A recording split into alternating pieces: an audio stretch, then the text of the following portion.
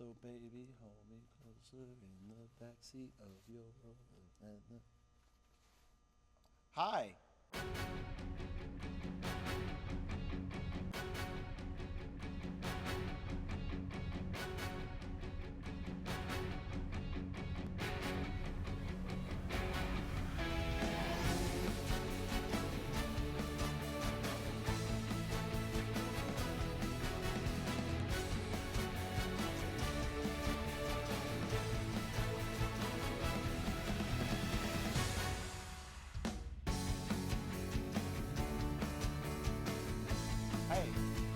Hi, and hey. We apologize. Welcome to episode 12 of the Patcast. I am Landon West. I'm Chuck Livingston. Turn your volume down on that one. I'm Tyler Bennett.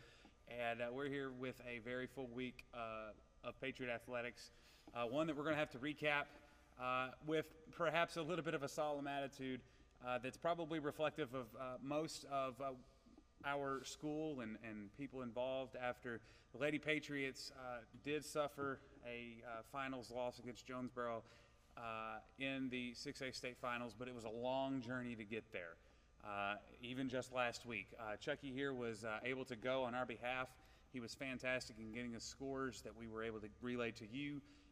So Lake Hamilton High School, new arena, Wolf Arena, new setting for the volleyball tournament. What did you see with Benton and Russellville that led up to the finals? Oh, Marion just really sharp in these matches. You know, they the past 2 years en route to the finals, Marion has actually kind of struggled a little bit against Siloam Springs. I remember in 2014 in Mountain Home, they almost stubbed their toe. I think they won 2 of those 25-23. Last year, Siloam again. This one was at Greenwood. I think one of them was 25-22 or something. They really had a kind of a tooth and nail deal in those first 2 openers, you know. And you know, Coach Beasley, notorious, not a fan of sitting out the first round while the other team plays and gets their jitters out, but that wasn't the case at all this year against Benton. I mean, these Lady Pats were ready. They slapped together a super sharp performance against a team that was 26-12-2 entering play on a Wednesday night at the 6 p.m. game. And again, Marion just absolutely ready for it. Straight sets, looked sharp, everything looked good. That continued right over into the Russellville match. Russellville, of course, an old cross-state rival for the Lady Pats. And one of, you know, if Taylor Swift were here, she would certainly bless it by singing a few bars of Bad Blood, perhaps. But again, obligatory Taylor Swift reference in this show. We're at R1. It's very early, you know, so now the pressure's off. And if there are more to come, then that's fine. But I've got to force Taylor and Ari in there at some point. Ari, I got you, girl. Don't worry about it. Keep posting those good snap stories too of you in full Halloween costume. But Russellville, same deal. They won the first set 25-7. Just could do no wrong. Just really sharp, aggressive. Everything was working. That they let up a little bit, I think, in the third set. I also think Russellville figured some things out too. Give them some credit. I think it was like 25-17, but you'd be picking nits really, you know. And you know, of course, you get a day off on Friday before the final, which was a good thing because of the stomach bug, I guess, that was going around. They were hoping to avoid some of that. And then, of course, it brings us into the final against Jonesboro, a team that they'd won 8 consecutive against, dating back to 2014. The last loss was in October of 13. Jonesboro won that year's state title, and Jonesboro won this year's state title. Just really ambushed Marion. The first set, I thought it was a good thing in that I think it got Marion's attention. It was 25-14. Jonesboro appeared to be more aggressive. Now, here's the one thing. I think a lot of people see a sweep and they're like, oh my gosh, they just got dominated. You know, in the first set, that might be true. The last 2 were 2-point sets, on almost 28-26. You know, and in volleyball, the interesting thing about it is that a 2-point win is, I mean, that's 1 point either way. And Jonesboro made a couple great plays, a couple great blocks, a couple great digs. Where if any one of them goes, you know, differently, who knows? Like maybe Marion's up 2-1 after the third set. You know, I'm not making any excuses, but this was a more in line with the 3-set thriller that we've become accustomed to over the years, as opposed to just Jonesboro showing up and going to town. I mean, Marion could have easily have won in 4 as Jonesboro won in 3. But you've got to give Jonesboro credit that they were ready to go. They were excited. Marion was too, and you know, Jonesboro was just a better team that day. And that, you know, when you play 35, 37 games, that's going to happen some days. The unfortunate thing is that it happened at the BOA in Hot Springs in the final. So one of the things that we want to discuss is now you have the synopsis of how that state tournament went.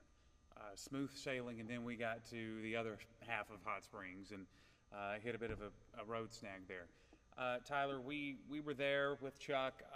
One of the things that I think we want to talk about is that it never felt like unfamiliar territory, though, because Jonesboro was the one team that got a set off of the Lady Patriots both games. Now, that district tournament was different. They maybe should have gotten one. But 2 of those were tied as well. So it could have gone either way in that third one as well. It never felt like we were in uncharted territory, did it? No, to me, this was the same Jonesboro team I've seen the past couple times. They played a little bit better in the district tournament, which is hard to believe because it was a 3-0 sweep. But again, like Chuck's saying, 3-0 sweeps can be deceiving depending on the point totals in there. So I think that this was the exact same Jonesboro team. They didn't look any better, any worse than we've seen them earlier in this year. I think that this was just something was wrong with the Lady Pats. I can't put my finger on it, but this just wasn't the same team that I've seen all year. This was the same Jonesboro team, quoting the famous Arizona Cardinals coach.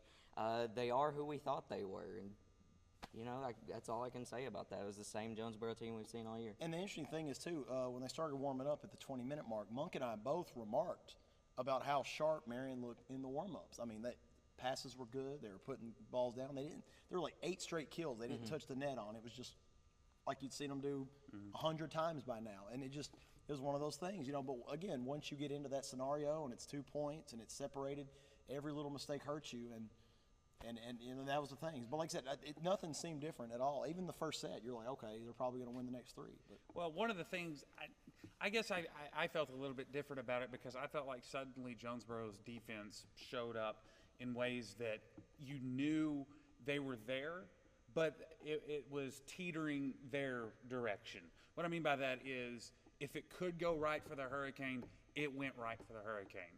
If it could go wrong for the Patriots, it went wrong for the Patriots. And there were a couple of disputed line calls too. There was one in front of us, the media table. I mean, I'm not making any excuses. In my opinion, I didn't even want to bring up officiating. I thought it was so well officiated. Right. Obviously, you're going to get that at a state tournament.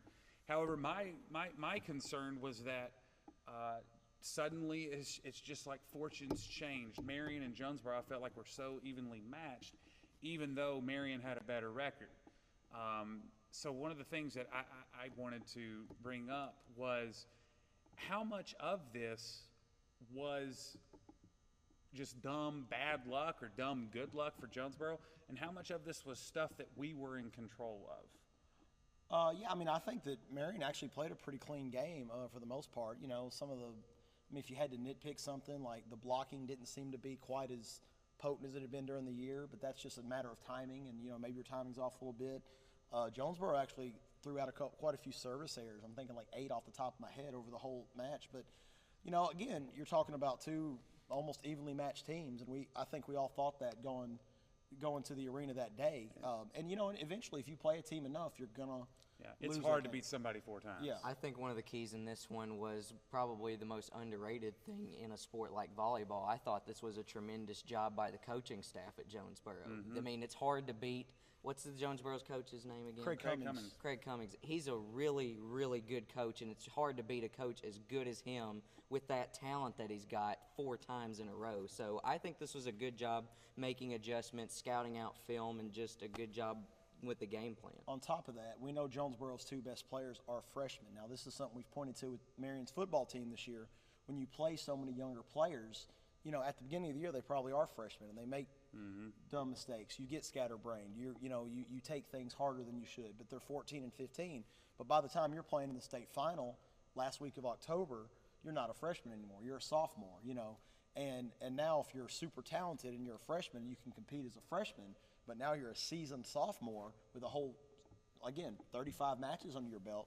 That's a little bit different, So, again, if they played 10 times, I think Marion wins 7 or 8. I mean, I can back that. But it just so happened that the 2 or 3 times happened in the state final. Bad time for it, and a lot of people are like, oh, I wonder if they should have lost. I say a lot of people, 2 people, they're like, oh, I wonder if they should have lost one of those. I mean, you don't think like that. I mean, again, if you're a good team, you got to play. But again, and that's the other thing. We've talked about it before, the revenge factor. Jonesboro, 8 straight, 3 this year alone. District final got heated, ended on a bang call in the corner. There we go. And there's Ari. End on a bang call. So maybe Jonesboro now's got the chip on their shoulder. You know, everybody's hearing about Marion. You know, oh, Marion's going to steamroll and all this. And I think Marion certainly was the favorite. I think we would probably agree to that. But sports are funny. I mean, this is what I was telling Allie Bermucci and Bo Triplett today at the Halloween baseball game. Like, that's why we watch sports. Like, if everything happened the way that it should on paper, I mean, why would you watch it? You know, you still got to play, you still got to compete, and the best team doesn't always win, and that's my feeling. Like, I feel like if they played it again, Marion probably, I mean, you know, Coach Beasley told me after the game, she said, I would take the same squad and do the same thing and feel good about my chances. It just wasn't their day. And obviously there are two questions that come of this. I think we've told this story pretty well. Two questions that are in my mind, and I really don't like having to ask the first one because it sounds like we're making excuses. But I'm very curious to know, what is a tougher challenge? Being the winner, the champion of the 5A, 6A East, or being the 6A champion? Got to be 6A champion. So many games in such a short amount of time, I would say. I mean, win the state tournament, you got to win 3 games, you know, maybe 4 games in 5 days potentially if you're not a 1 or a 2 seed. Playing at a neutral site, you know, the single elimination deal, you know, over the course of a conference schedule, they played 18 matches this year, you know, and you're able to avenge maybe an earlier loss. So I would say winning any tournament is pretty difficult. Although we know the 6A 5A East was a pretty stacked deal. To me, this question's kind of like, as far as how good the talent is, this question's kind of like which is harder to win, the NBA Finals or the World Series. They're two completely different things with huge amounts of talent on both sides. They're both best of 7s. I guess is the one comparison. Yeah. So, you know, but other than that, just completely different as far as the competition goes, because at the top, the 5A, 6A talent is so much better compared to the top of just the 6A by itself. Right. But it's also hard because it is in all that. Well, and as we found out this year, Jonesboro was the best team in the 6A or 1A or 2B. I mean, so, but they played in the conference. They played them home and away, so it's, I mean. But I think that the longevity of having 18 games, you know, you might could disqualify a few of those as a challenge. But, however, you had 4 teams from the 6A, 5A East that were representing at the finals. Valley View, Paragould, Jonesboro, Marion. I don't, you know, if you had to face 3 different finalists for a total of 6 different times and you only dropped one of those, that seems to me like quite an accomplishment, and no matter the amount of time. So it's one of those things where not anything should be diminished just because they had one bad day. But I really think that the 5A, 6A East champion should shine through probably more than it's going to, or Jonesboro would certainly like. And that's to Jonesboro's credit. The purpose of this conversation is definitely not to discredit Jonesboro or discredit Marion or anyone like that, but I'd like to give Jonesboro a ton of credit for what they did. It was stacked against them. They responded very well, and they were rewarded with the championship for it. So, final question I would like to pose to both of you, and you feel free to answer however you want. Obviously, this is a dynasty type team. What does this do for memory lane in 3 or 4 years? Are we still kind of in it right now where we feel bad, and maybe a week later, 2 weeks later, it'll kind of be put into a good perspective? Or is there something else that we're not seeing yet when we look back at this team? I think ultimately, in the end, a lot of people are going to remember they went all the way to the finals, but they didn't get it done. But to me, this loss does not define the team. They still are state champions. They did it last year. Still with this incredible record, incredible home record. What was that record at home again, Landon? Something in 0. 33, yeah. That's right. So, you know, I mean, name another Patriot sport that can come close to something like that, even with the dominance that Patriot volleyball's had in the past. Has there been a 3-year stretch where we can say 33-0 in volleyball? Maybe the 09, 10, 11 teams. I think they had a long conference winning streak, so I assume they could have dropped a non-conference at home, but Of course, they went to the finals 3 years and they won 2 of those, but the resumes are comparable. To me, this is going to be the ultimate dynasty right now for Patriot Athletics that just had one bad day, and that's the only thing I can use to describe it. Chuck, their legacy. Oh, I mean, it's an incredible legacy. You know, I told them all after the game. I told Allie and Bo today at the baseball game. You know, you can't let this define you. You know, this isn't what they're going to be remembered for. They're going to be remembered for being awesome. You know, win a bunch of games first of all, which is very important. You know, defending home court, conference champs, state champs. You know, and here's the thing. I also wonder if, you know, I think the thing that sucks the most is that it was the last game. Like if you flip flop 15 and 16, like maybe they lose last year to Greenwood. You know.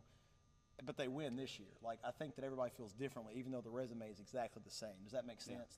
I think the only thing is that maybe leaves you with some you know, bad emotions is maybe that, you know, that's how they went out. But that's not how I'm going to remember. I'm going to remember the big games they won, state championship, the conference championship.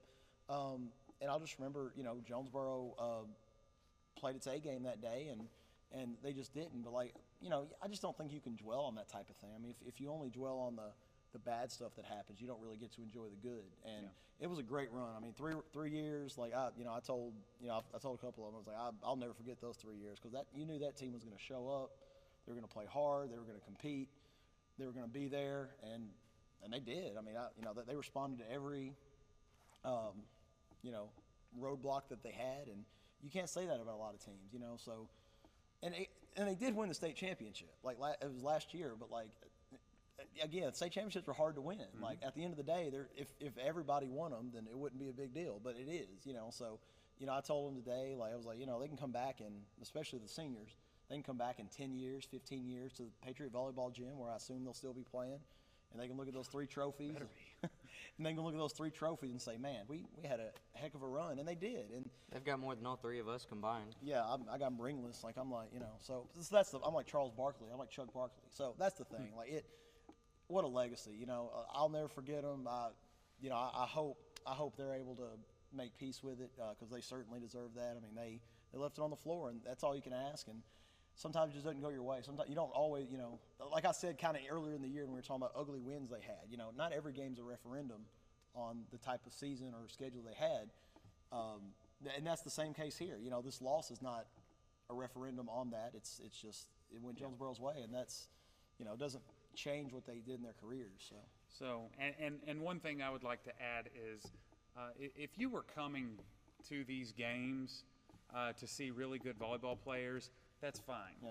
But I think that the majority of us were coming to see really, really good people.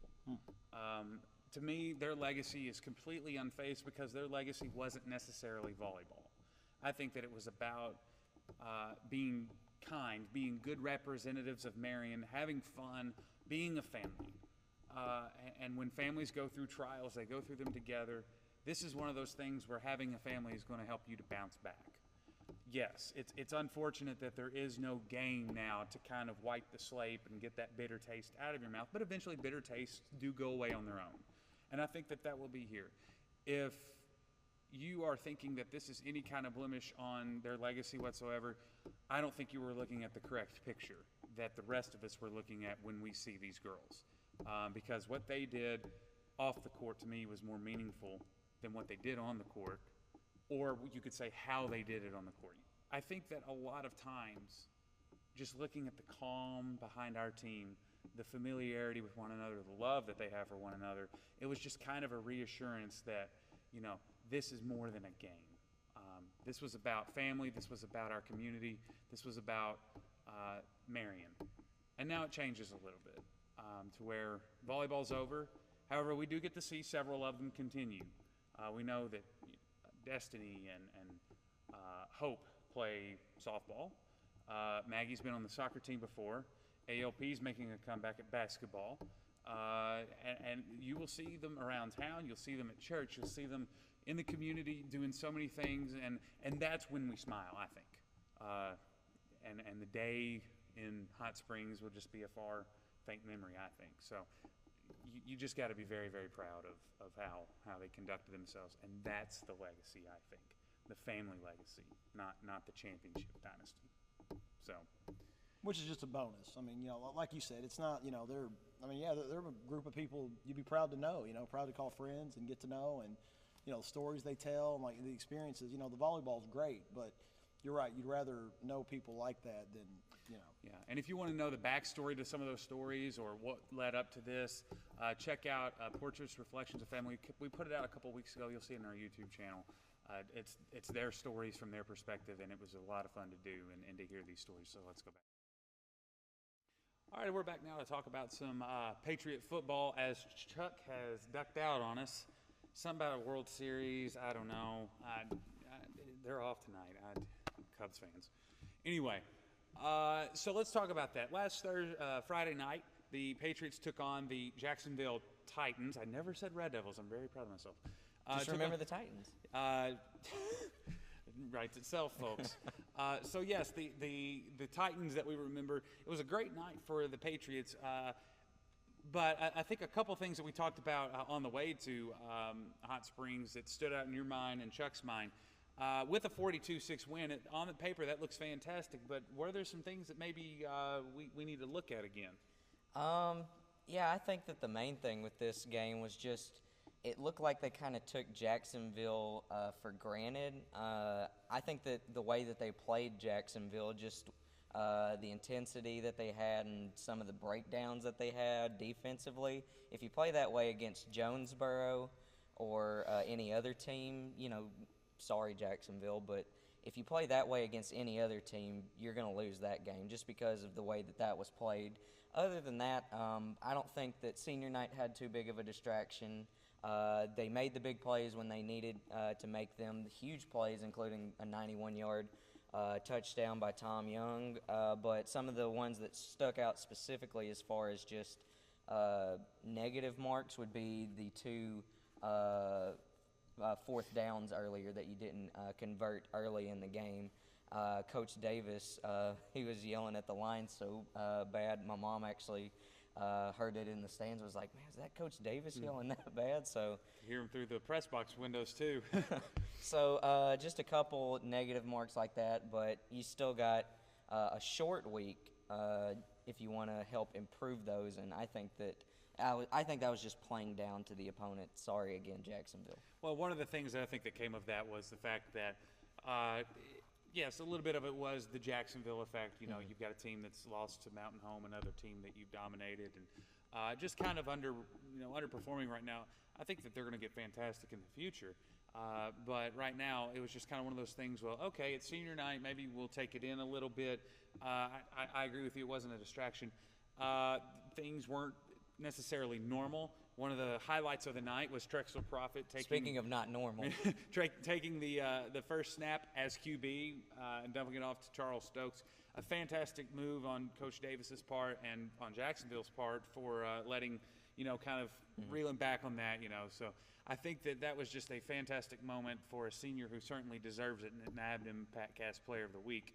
So I think that's just one of those things that, it was a game where not everything was normal, but you got your result. It was kind of like if you needed to meet these checkpoints along a way or something, you got to the checkpoints when you needed to be there. Maybe how you got there wasn't exactly what you are used to or want to do, but that's also a good thing.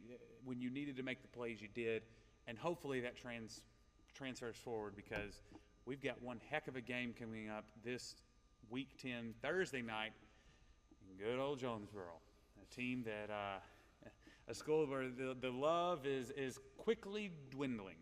Never had it. I did. I like them. So one of the things that we want to talk about now with Monk Smallers is there's this name that has been coming up for years out of the Jonesboro program. Monk, what is that name?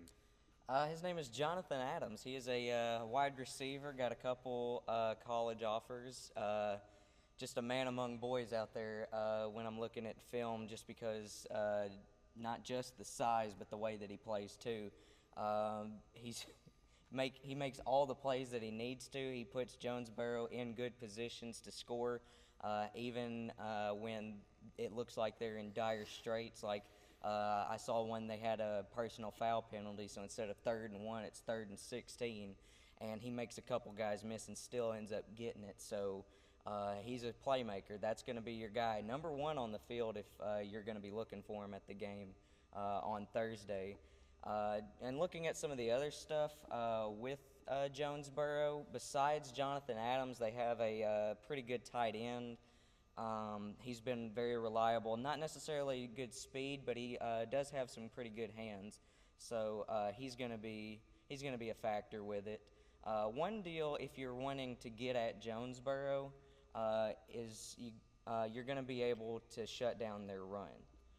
That's going to be a main thing. It's going to be not necessarily easy because it's still Jonesboro, but that's going to be at least one thing that you think that you have an advantage at. Just because I'm looking at one game specifically where Jonesboro got shut down on the run. They were mainly doing run pass option and running out of it because they weren't giving them the look to come out of that passing part or the quarterback keeping part of the option. They wanted to make that running back do it, and he couldn't get any lanes all night. That game was Searcy, and we know how Searcy's run defense was. I'm looking at Tom Young's rushing yards against Searcy. So quite a few there. 191, I believe, is what it was. Yeah, it was quite a lot. Yeah. So, and this is the game last year where obviously Tom Young became a semi-household name. So the running defense for Jonesboro is probably going to suit Marion's style. Okay, so here's another thing, though.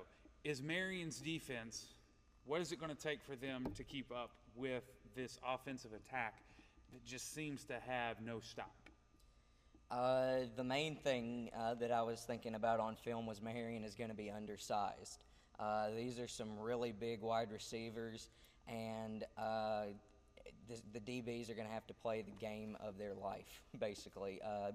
Nothing against our DBs, but with physics is physics. But with this smaller, faster defense that we have, you're going to have mismatches like this. And Jonesboro has a little bit of an advantage with this big passing game. One thing where Marion does have an advantage as far as our defense versus their offense is I think our defensive line is going to have an advantage against their offensive line.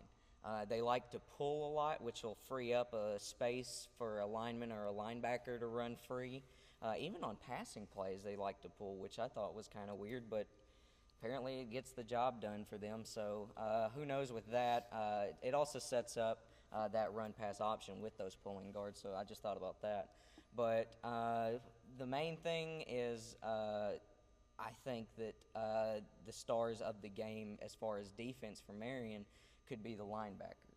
I think that whether it be you dropping them into coverage, they could get some interceptions because that tight end will like to do a lot of shorter routes, and if the linebackers are covering him, their quarterback doesn't necessarily make the short throws. He's fantastic with these long passes downfield, but the short throws are what's giving him trouble. I've seen a couple interceptions with that. I've seen an interception on a stop-and-go route where the receiver stops and then goes downfield, and he throws it like he was running the stop the whole time. So on shorter throws, the Marion linebackers, they could have a good job with that. Plus, if they're blitzing, they may get a couple tackles in the backfield. So the linebackers are going to be the key for the Patriot defense. So there's a lot that's at stake here, obviously, with Marion. If Marion can knock off Jonesboro, I think it would take a bomber win against West Memphis. That would boost us all the way up to number 2. There are scenarios that have us between 4 and 2. Obviously, if Marion loses, that's 4. There are scenarios where if Marion wins and West Memphis wins, we're at 3. Just all kinds of crazy things right now with tiebreakers and everything. So it's a lot of fun. We were commenting, thank you AAA for bringing this back. It's been a lot of fun. We'll keep it up in the future, hopefully. So keys to the game. Chuck gave us his, and it's a very blunt one. Stop Jonathan Adams. Easier said than done. I think every team has had that as their key to the game so far. What is yours, key to the game? My key to the game is going to be the Marion running game.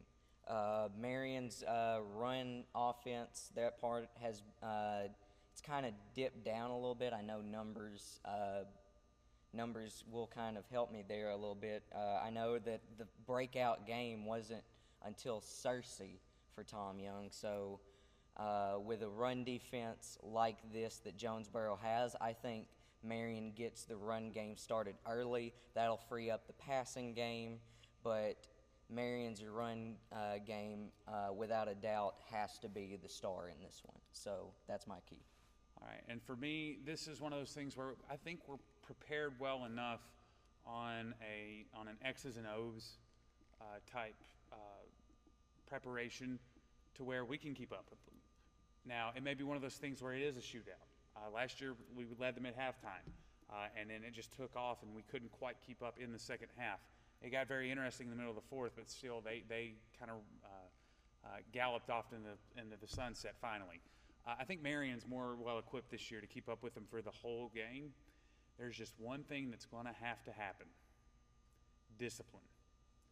Jonesboro had 17 penalties against West Memphis. How many were personal fouls? 12. So it's a huge number to have 12 personal fouls in a game. We kind of have to block that out, don't play their game, and just take it as it comes, but don't let it affect you. Discipline is going to win this game, and it sounds like maybe Jonesboro isn't quite there in that department. I think 12 personal fouls is a very, very good stat that would support that. So I'm doing the math right quick. I have to use a calculator. I'm sorry, math people, but that's 180 yards. yeah. So, and against West Memphis, it was just kind of a last-second play, the very last play of the game that won it. Maybe if you don't have one of those, it changes things. So I think that if Marion can keep its composure, not be so frustrated like maybe last year was, you are prepared. You are prepared offensively, certainly. I think Marion's going to put up 40. I think that Jonesboro's going to put up 40 plus. So it's going to be a huge offensive night, but it's one of those things where the preparation from the teams like Jackson, Missouri, they run the same offense that Jonesboro is going to run. These spread teams like Cersei, and even a little bit, I think that the Pine Bluff game is going to teach you a little bit about keeping up with that. So you're there. Just keep your head right here, and everything will be, I think, a really good show for Patriots. And I think that the Patriots can and probably do win this one if these things go their way. Sometimes you need everything to go your way. I think that this one is not everything. I think it's just discipline and not giving up big plays. Just play your game. That's the main thing that I'm thinking about with what you're saying. Just play your game. They're going to try and get in your head. They're going to try and get every advantage that they can get. Just be you, So, great game Thursday night. We hope the trenches they're very loud, very proud. There's a very fresh memory from Jonesboro right now.